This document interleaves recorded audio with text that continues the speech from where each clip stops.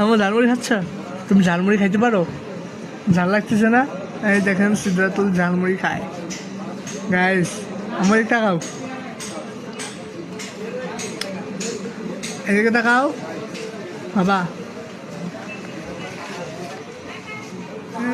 ঝালমুড়ি খাওয়া শিখে গেছে। ওরে বাবা, ওরে বাবা, ওরে বাবা।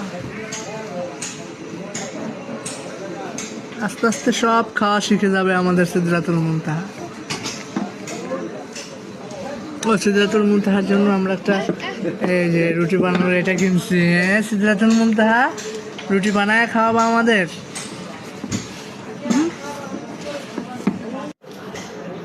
গরমের আলো বেশি পাক না, বুঝছো?